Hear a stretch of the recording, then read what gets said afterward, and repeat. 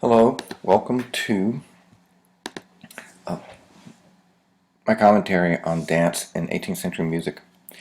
Here I want to focus not specifically on opera, but on how 18th century composers use dance music. We start with this little anecdote from Stravinsky.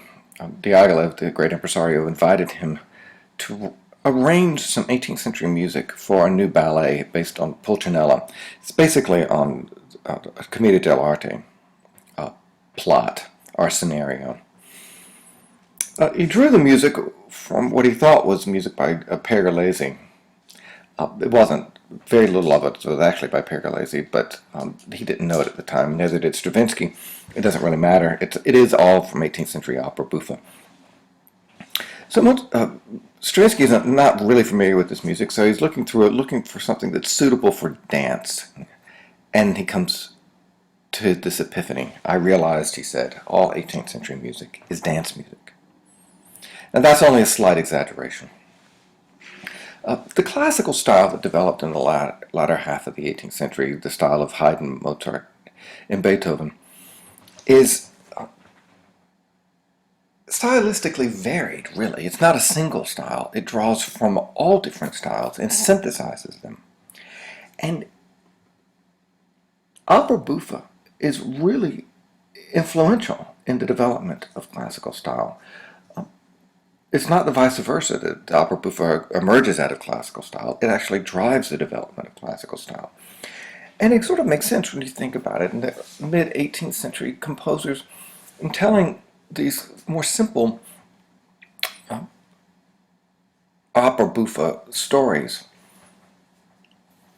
with characters drawn from real life and situations drawn from real life, they're just looking for music that's going to help tell the story, that's going to help paint the characters, and they draw on any music that's available to them, and including music that's designed for entertainment, dance music. And so they have a style that is simplified, but it's also potentially more complex in that you can have different styles of music interacting or in dialogue with each other. And this is precisely what is the foundation for the development of classical style. A simplified, pared down style, but more dynamic in that it's more varied. It had the potential for moving from one emotion to another in the same piece of music, or even combining at the same time different emotional attitudes. It's a dialectical style in conversation with itself.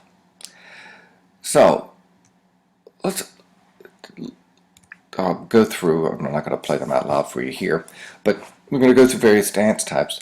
And these dance types, interesting features about them is that while they're associated with specific social contexts, the minuet is associated with the court, that does not necessarily mean that only noble characters can sing. In both instances that I cite, Figaro and Susanna are both servant figures, but they adopt the style of the aristocrats to comment on them. So it's not just simply a way of signaling a character's social status, it's also a way of, it's much more subtle than that. And we'll see several examples coming forward. So, Gavotte, very famous piece. I'm sure you know La Città Rem la Mano, one of the most famous works from Mozart's opera buffa. Passepied is associated with peasants. The faster tempi dances usually are. Contradance, also peasant origins. And of course a march, familiar with that. So listen closely to those. Now, how these dances are used to differentiate characters in or character types in 18th century opera. So 18th century comic opera is situated in the contemporary world, and it's a world which has clear social distinctions. That's not so true in opera seria. All the characters are really from the noble class, or they're gods and goddesses. there's not there's very little lower classes or servants get any real music, so there's no real need to differentiate. In opera buffa, there is absolutely. So the aristocrats, of course, as I pointed out, have the minuet and the gavotte. These are examples of some of the characters. They also have other styles of singing. First of all, opera seria hasn't gone anywhere. People still perform opera seria in the late 18th century. And opera buffa composers, who basically are also the same people that are writing opera seria, will incorporate opera seria style into their opera buffa. So an aria like A Fuggi Traditor from Don Giovanni could have easily been written by Handel. You could easily mistake it for Handel aria, except for the fact that it's much shorter than most Handel arias. Now, contrast that to a character like Susanna's aria in the last act of Marriage of Figaro, De Vieni non tardar, a very simple folk-like tune, and something that anyone could really hum. More characteristic of the lower class characters.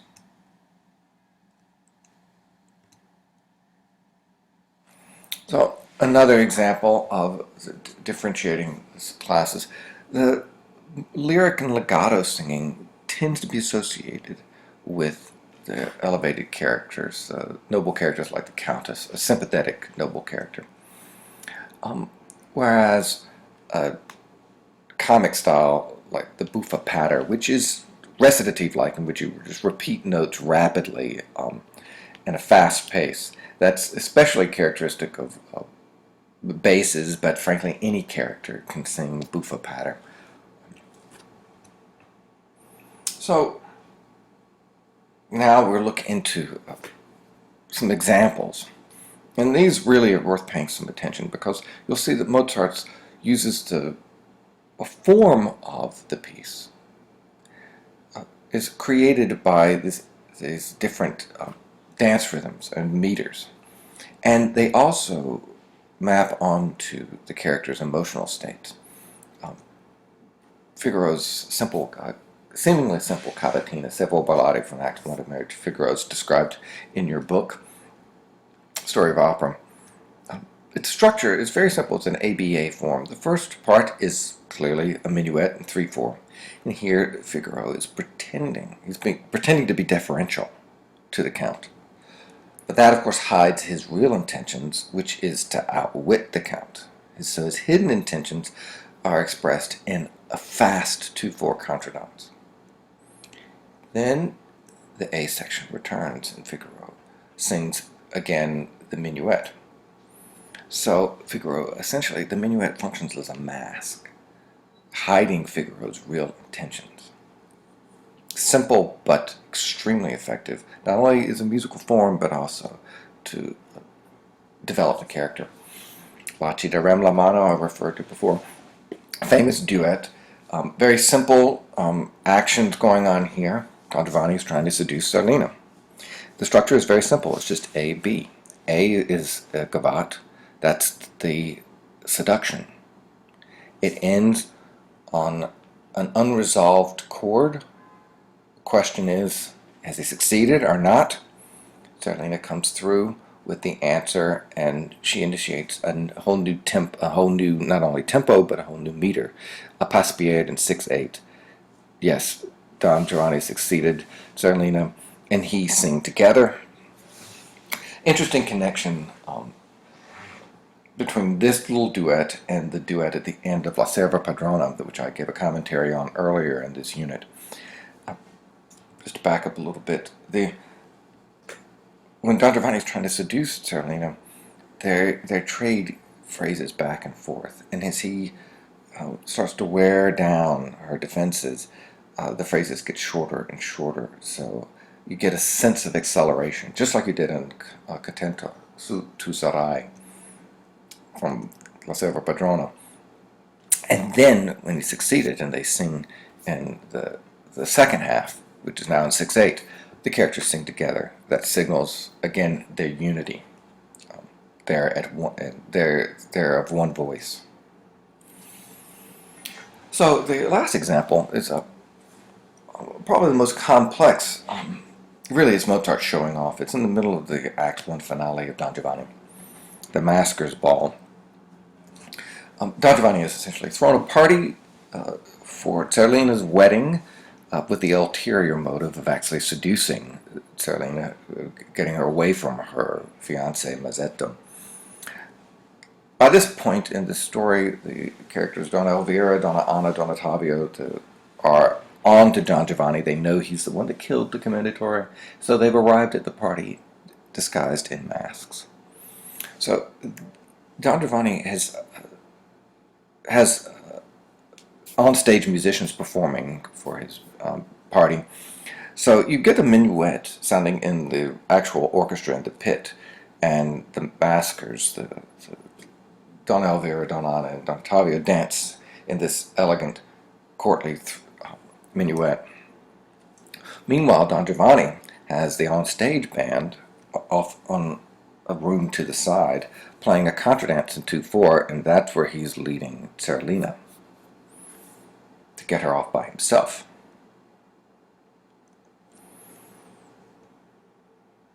And at the same time, now this is not in succession, Mozart is superimposing these three dances all on top of each other. So the minuet's in 3, the contradance is in 2, and on top of that he imposes this fast Passepied in 3/8, where Leporello is comically trying to get Mazzetto, distract Mazzetto by dancing with him. So this is purely comic.